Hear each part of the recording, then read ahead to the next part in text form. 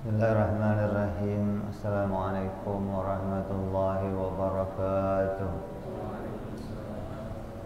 Al-Fatiha ila ruhi Sayyidina wa Habibina Syafi'ina Rasulillah Sayyidina Muhammad ibn Abdullah Sallallahu alaihi wa ala alihi wa ashabihi wa azwajihi wa dhurriyyatihi.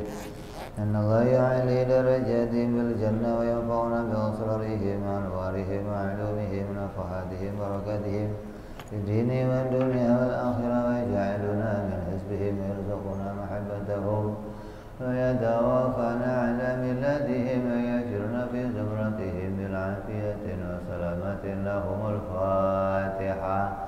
أعوذ بالله من الشيطان الرجيم. بسم الله الرحمن الرحيم. الحمد لله رب العالمين الرحمن الرحيم مالك يوم الدين. إياك نعبد وإياك نستعين اهدنا الصراط المستقيم صراط الذين أنعمت عليهم غير المغضوب عليهم ولا الضالين آمين.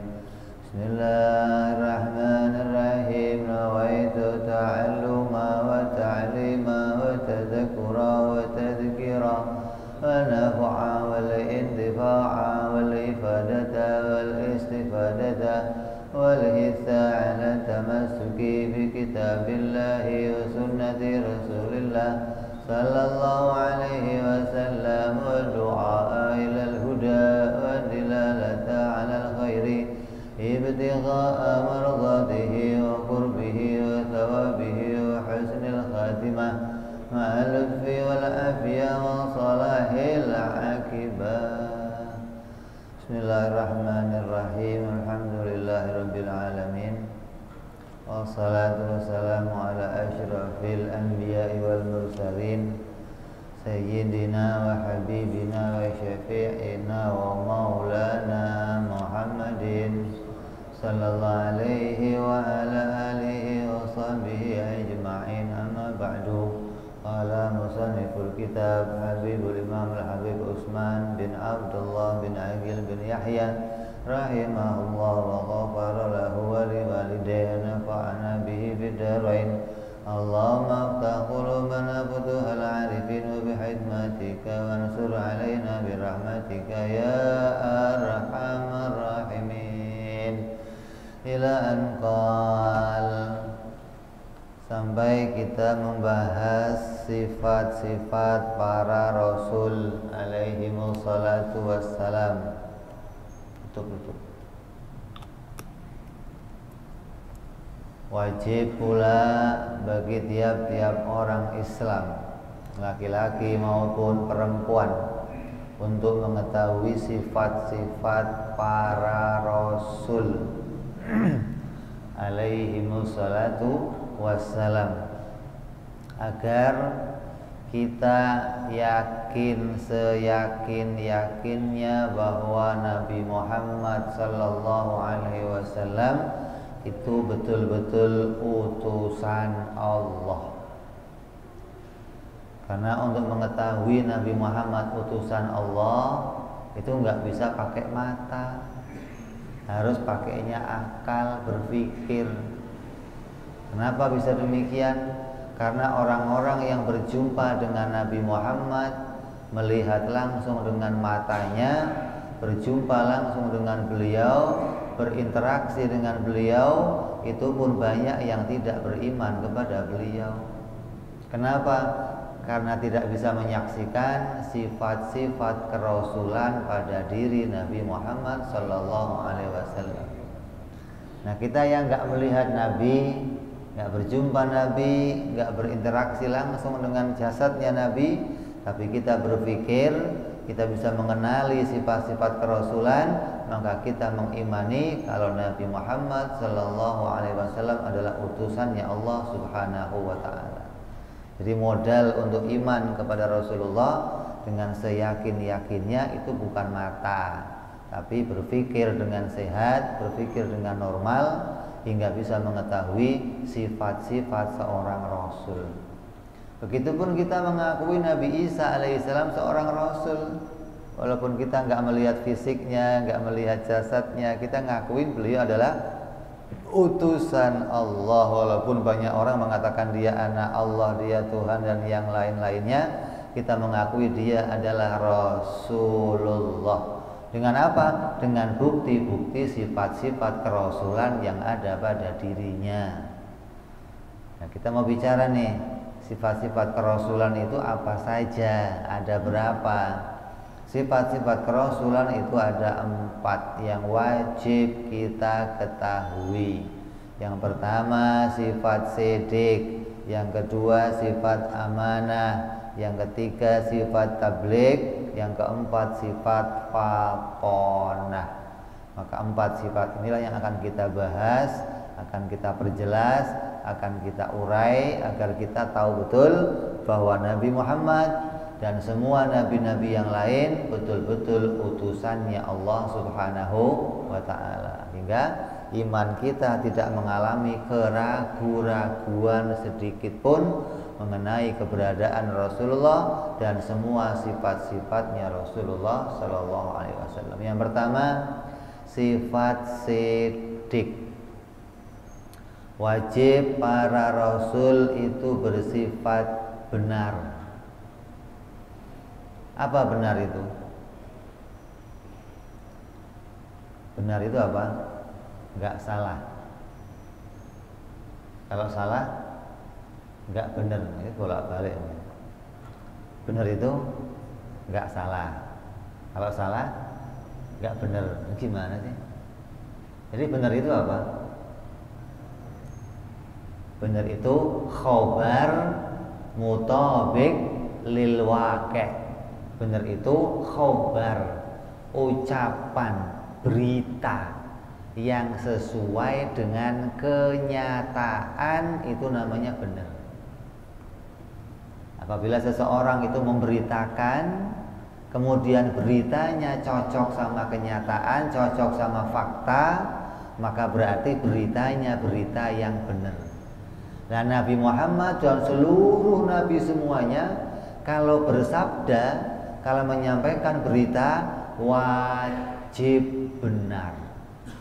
Pasti ditemukan faktanya, pasti cocok sama kenyataan.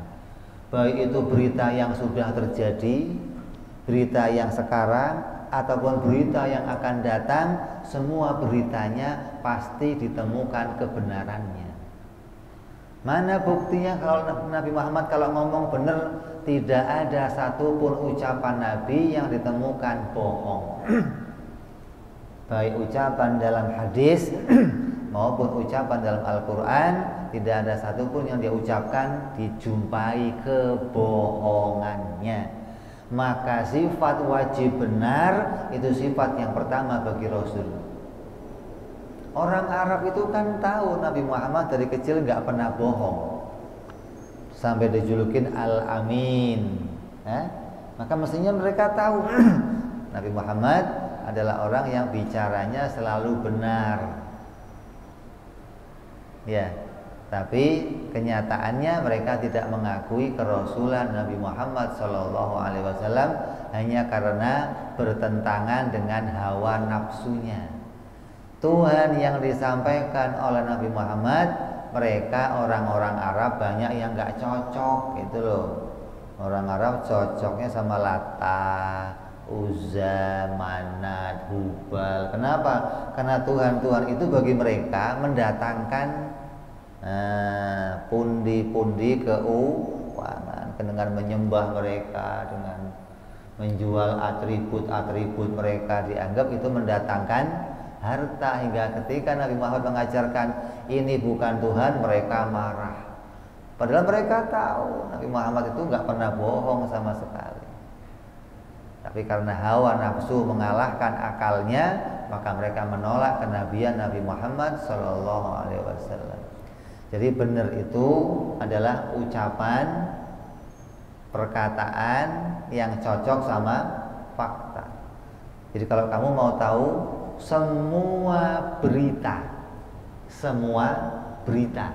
dari siapa saja selain dari Allah dan Rasul, itu berita itu pasti mengandung 2, benar atau bohong. beritanya itu berita yang benar atau hoax. Apa? Hoax. Orang ngomongnya hoax. Kan banyak kan ya berita apa? Hoax. Berita hoax, berita apa itu? Bohong. Sekarang pakai namanya aja keren, ganti berita hoax. Maksudnya berita bohong, berita kedzib. Oke, di bahasa Inggris segala gitu loh, biar kelihatan keren makanya bahasa Inggris. Maksudnya berita bohong. Walaupun yang beritain orang tua kamu, guru kamu, bapak kamu, adik kamu, kakak kamu, siapa saja, semua berita selain Allah dan Rasul itu mengandung dua hal, bohong dan benar.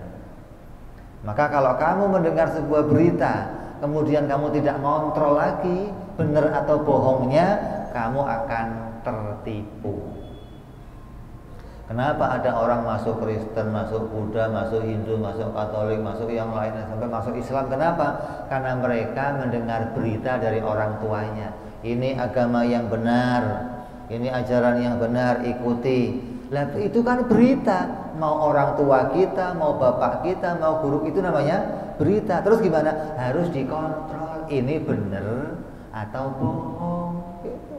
Lah kebanyakan orang sekarang nggak mau ngontrol. Yang ngomong bapak saya pasti benar. Lah yang jamin bapak kamu pasti benar siapa? Kalau Allah benar wajib, karena benar bagi Allah sifat kesempurnaan.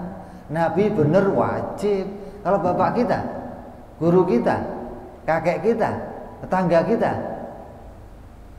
bagaimana ngomong wajib benar? Maka semua berita yang datang dari siapa saja pasti mengandung dua benar atau bohong. Maka dari itu kamu nggak boleh fanatik. Fanatik itu pokoknya kalau dia yang ngomong pasti benar. Oh ini jalan kamu tertutup untuk menemukan kebenaran. Gara-gara apa? Fanatik. Fanatik itu apa sih? Percaya pendapatnya orang tanpa dikontrol, ini benar atau bohong, itu namanya fanatik. Apalagi fanatik buta, oh repot. Fanatik buta itu mau ngomong apa aja saya percaya. Wah ini berat ini. Ya, jadi jalan utama kita bisa ketemu pada kebenaran, kamu nggak boleh fanatik. Nabi SAW wajib benar, wajib ucapannya itu sesuai dengan kenyataan. Ucapan apa? Baik ucapan mulutnya ataupun ucapan hatinya. Kan kita punya omongan dua, omongan mulut dan omongan hati. Lah, Nabi dua-duanya wajib benar. Omongan mulutnya wajib benar, omongan hatinya wajib benar. Ini pengertian benar menurut Ahlus Sunnah wal Jamaah. Kenapa sih? Karena ada juga nanti pengertian benar menurut selain Ahlus Sunnah. Nah, kalau kamu mengikuti pendapat benar menurut pengertian selain Ahlus Sunnah, akan muncul banyak kekacauan. Seperti siapa?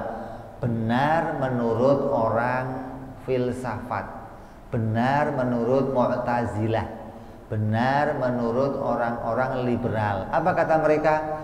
Ucapan atau berita yang cocok dengan hati. Ucapan mulutnya cocok dengan ucapan hatinya, itu namanya benar, kata mereka begitu. Kalau ada orang mulutnya ngomong sama hatinya itu sesuai, berarti omongannya dianggap omongan benar. Kalau omongan mulutnya dan omongan hatinya nggak cocok, dianggap omongan bohong. Padahal omongan mulut mau dibuktikan benarnya, omongan hati mau dibuktikan benarnya. Kalau omongan hati dicocokkan sama mulut, lah buktinya mana? Wong dua-duanya mau dibuktikan. Makanya kalau guna memakai ta'rif ini, sedunia jadi benar semua. Muncul omongan semua agama benar, muncul omongan enggak cuman agama Islam yang benar. Benar itu punya siapa saja. Kenapa? Karena dianggap ucapan mereka sama hati mereka cocok. Ini pengertian benar yang kacau, pengertian benar yang salah yang nggak bisa kita pegang sebagai pedoman. Maka tinggalkan pengertian ini, kembali ke pengertian ahlu sunnah wal jamaah. Yang namanya benar, ucapan mulutnya, ucapan hatinya cocok sama kenyataan. Nanti kita akan buktikan kebenarannya. Kita dengar azan sebentar. Allah. Waduh, mantap. Sehat. Sehat dong saya. Hah? Mantap ya.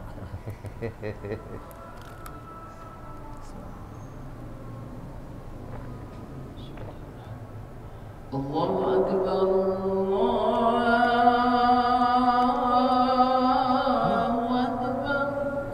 Allahu Akbar, Allahu Akbar. Allahu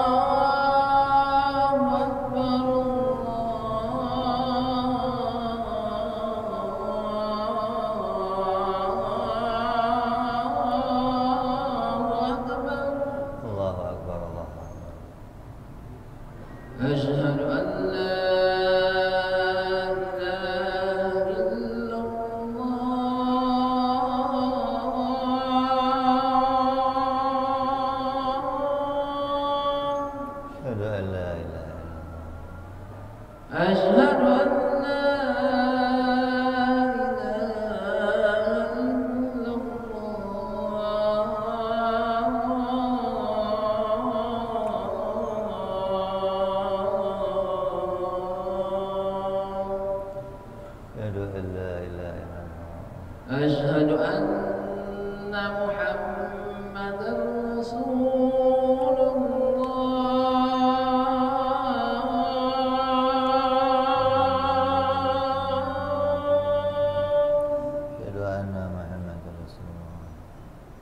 أشهد أن محمدا رسول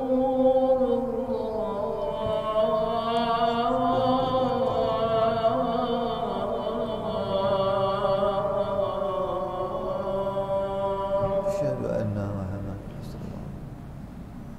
حي على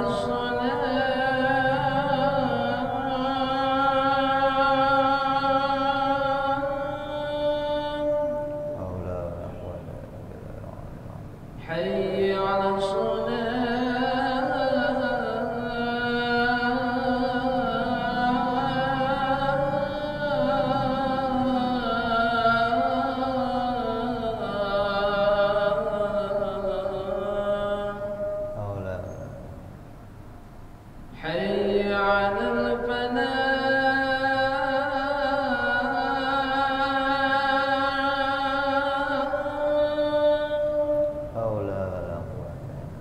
حي على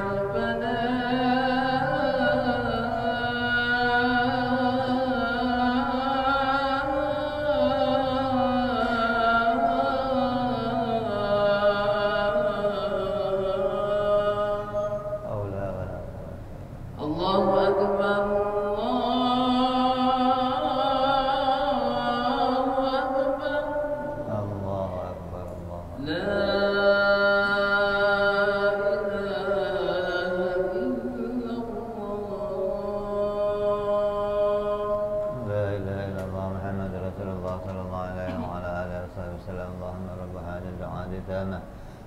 القائمة أعطي سيدنا محمد الوسيلة الفضيلة شرف والدرجة العالية الرفيعة وفضله المقام المحمود الذي وعنده يا أرحم الراحمين. ربي اغفر لي ولوالدي يا ربي اغفر لي ولوالدي يا ربي اغفر لي ولوالدي يا الله ربي اغفر لي ولوالدي يا ربي اغفر لي ولوالدي وارحمهما كما ربيانا صغيرا. اللهم بارك لنا وفي أولادنا واحفظهم ولا تضرهم وارزقنا برهم ووفقهم لطاعتك. اللهم بارك لنا ولهم بالحال والمعن والعيال بجاه كبير المتعال. وصلى الله على سيدنا محمد وعلى آله وصحبه وسلم والحمد لله رب العالمين. Kita teruskan sedikit. Jadi benar itu ucapannya cocok sama fakta, sama kenyataan. Sejak Nabi Adam alaihissalam sampai baginda kita Nabi Muhammad sallallahu alaihi wasallam, tidak ada satupun ucapan para rasul yang dijumpai bohong. Apa bohong itu? Ucapan yang tidak sesuai dengan kenyataan. Nah, pengertian inilah yang akan kita pedomani di dalam kita beragama. Jangan menggunakan pedoman selain pedoman ini. Kalau pakai pedoman yang lain, maka kita nggak akan menemukan kebenaran. Contoh, orang Arab ketika diajak oleh Nabi menyembah kepada Allah, mereka nggak mau. Mereka mengatakan, Tuhan kami adalah Latta, Uzza, Manat, Hubal. Kata orang Arab, saya ngomongnya benar. Kenapa? Orang Arab ngomong di mulutnya Tuhan itu Hubal, di hatinya pun mengakui Tuhan itu Hubal. Jadi kata orang Arab, saya ngomongnya benar, saya nggak bohong. Karena benar menurut mereka itu ngomong cocok sama hati. Dianggap yang begitu omongan yang jujur gitu loh. Ngomongnya jujur. Kok jujur kenapa? Ngomong sama hatinya cocok. Orang Kristen ngomong Tuhan Yesus, di hatinya Tuhan Yesus. Bener apa bohong? Bener menurut. Kenapa? Karena mulutnya cocok sama hatinya. Orang Hindu mulutnya cocok sama hatinya. Orang Buddha mulutnya cocok sama hatinya. Lah kalau pengertian benar itu seperti itu, berarti sedunia benar semua nanti. Karena orang itu ngomong cocok sama hatinya. Nah, kalau kata ahli sunnah, kita nggak ada urusan mau cocok sama hati atau nggak cocok sama hati. Kalau dibuktikan dengan fakta, dengan kenyataan itu benar, maka omongannya dianggap omongan yang benar, bukan omongan yang bohong. Begitu loh. Jadi harus pembuktiannya pakai fakta, pakai kenyataan. Kalau kenyataannya sesuai, maka dianggap omongannya benar. Jadi kalau pendapat yang kedua ini, pendapatnya orang Mu'tazilah yang mengatakan benar itu adalah ucapan yang cocok sama hati, maka nanti apa yang akan terjadi? Benar itu bisa ada tengah-tengahnya. Ada orang ngomong benar, ada orang ngomong bohong, ada orang ngomong setengah benar, setengah bohong. Contohnya siapa? Contohnya orang munafik. Orang munafik itu mulutnya ngomong dan dipraktekkan saya orang Islam. Kenyataannya dia sholat, dia puasa, dia haji, dia ikut perang. Mulutnya ngomong saya orang Islam, prakteknya dia sholat, tapi hatinya nggak cocok. Nah, kata mereka, ini yang begini nih bener ya enggak, salah juga enggak. Karena satu sisi mulutnya cocok sama fakta, satu sisi nggak cocok sama hati. Yang nggak cocok sama hati dianggap nggak bener, yang cocok sama fakta dianggap bener. Jadi orang munafik itu setengah bener, setengah bohong. Nah kalau bagi kita, orang munafik itu pembohong gitu. Kenapa? Karena ucapannya ada yang nggak cocok sama fakta. Mana ucapan hatinya nggak cocok sama fakta, maka dia dianggap pembohong. Begitu. Jadi kembali, benar itu ucapan mulutnya sama ucapan hatinya sesuai dengan kenyataan. Kita ngakui Allah Tuhan, hati kita pun ngomong raditu billahi robba. Dan kita melakukan aktivitas Islam, maka berarti ucapan mulut kita, ucapan hati kita cocok sama kenyataan. Itulah yang namanya benar, gitu loh. Nggak ada setengah benar, setengah bohong, nggak ada. Berita itu cuma mengandung dua hal, benar atau bohong. Jadi kalau menurut pengertian ini, ta'rif ahli sunnah, benar itu cuma ada satu, nggak ada benar 2, 3, nggak ada. 10 ditambah 2 jumlahnya berapa? 12. Ada nggak jawaban yang lebih benar lagi? Ada? Ya nggak ada. Kenapa? Karena benar cuman 1, nggak ada benar 2, nggak ada. Jadi agama Islam satu-satunya agama yang benar, begitu. Gak ada agama lain yang lebih benar atau sama-sama benarnya, gak ada. Makanya kata Imam Nawawi dalam kitabnya Rawdatul Thalibin, kalau nggak salah, dia mengatakan, siapa orangnya yang mengatakan semua agama sama, maka dia bukan lagi orang Islam. Siapa orangnya yang ragu kalau agama Islam satu-satunya agama yang benar, dia sudah bukan orang Islam. Siapa orang yang mengatakan siapa saja bisa masuk surga, maka dia sudah bukan orang Islam. Ya, kita kembali, wajib kita menggunakan pengertian dari ahli sunnah wal jamaah bahwa Nabi SAW itu orang yang bicaranya selalu benar, tidak pernah dijumpai sekalipun ucapannya salah. Walaupun ketika Nabi melakukan sholat yang ketika itu Nabi lupa. Nabi pernah sholat 2 rakaat, sholat duhur. Ketika 2 rakaat Nabi salam. Duhur seharusnya berapa rakaat? 4. Ketika 2 rakaat Nabi salam. Setelah salam sahabat mengingatkan, ya Rasulullah, kok sholatnya cuma 2 rakaat? Nabi nanya sama yang lain, benar saya cuma 2 rakaat? Iya ya Rasulullah, tadi sampean 2 rakaat terus salam. Maka Rasul bangun lagi, menambahkan lagi 2 rakaat, sujud sahwi, terus Nabi salam. Tandanya apa? Ketika Nabi sholat duhur 2 rakaat salam, di hatinya Nabi tidak ada kebohongan.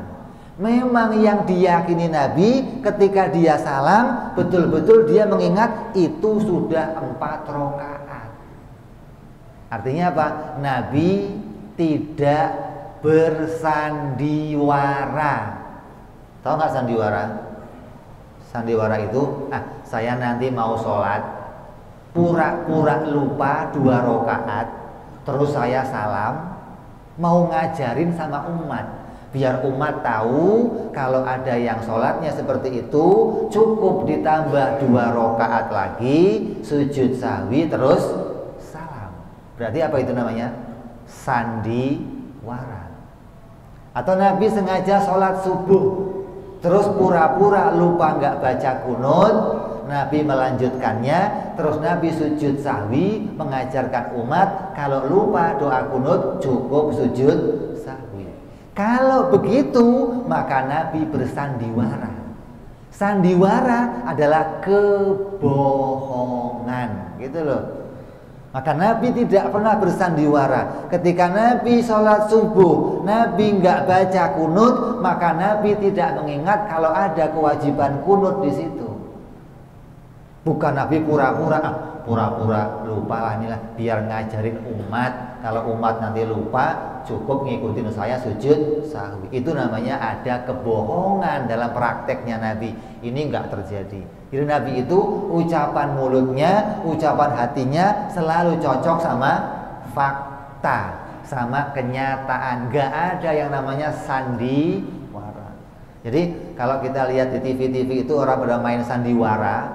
Kalau kata orang filsafat, sandiwara itu bener ya enggak, bohong juga enggak. Kenapa? Karena ada perbedaan antara mulut dengan hati. Ini bukan ta'rifnya ahli sunnah wal jamaah. Jadi hari ini kita ngaji sifat wajib sidik bagi Nabi. Sejak Nabi Adam alaihissalam sampai Nabi kita Muhammad sallallahu alaihi wasallam, tidak ada satupun pernah ada Nabi yang ucapannya bohong di dalam membawa berita. Kenapa? Karena beritanya Nabi selalu datang dari Allah Subhanahu wa ta'ala. Wala yantiqu anil hawa in huwa illa wahyun yuha. Nabi itu kalau ngomong pasti wahyu dari Allah Subhanahu wa ta'ala. Mudah-mudahan kita semua bisa tambah yakin, seyakin-yakinnya, dan jangan pernah ada keraguan dengan beritanya Nabi sedikit pun. Semua berita Nabi pasti dari Allah Subhanahu wa ta'ala, dan mudah-mudahan keyakinan ini membawa kita selamat di dunia sampai di akhirat, dan kita bisa berkumpul bersama para nabi, para anbiya, para aulia, para syuhada insyaallah. Amin ya rabbal alamin. Ala niyatin salihah wa ila hadratin nabi. Al-Fatihah. A'udzu billahi minasyaitonir rajim. Bismillahirrahmanirrahim. Alhamdulillahirabbil alamin arrahmanir rahim maliki yaumiddin. Iyyaka na'budu wa iyyaka nasta'in. Ihdinas siratal mustaqim. Siratal ladzina an'amta 'alaihim ghairil maghdubi 'alaihim waladdallin. Amin. Ya Rabbana tarabna أسرفنا على لظى أشرفنا واتب علينا توبة تغسل كل أوبة واستر لنا أوراتي وآمن رواتي واغفر لوالدينا ربي ومولدينا والأهل والإخوان وسائر الإخوان وكل ذي محبة أو جيرة أو صحبة والمسلمين آمين ربي اسمع فضلا وجودا منا لا باكتساب منا بالمصطفى رسولنا بكل سهل صلى وسلم ربي عليه عند الحب وآله وصحبه عدد التنسيس والحمد لله بالبدء والثناء سبحان ربك رب العزة عما يصفون وسلام على المرسلين والحمد لله رب العالمين. Assalamualaikum warahmatullahi wabarakatuh.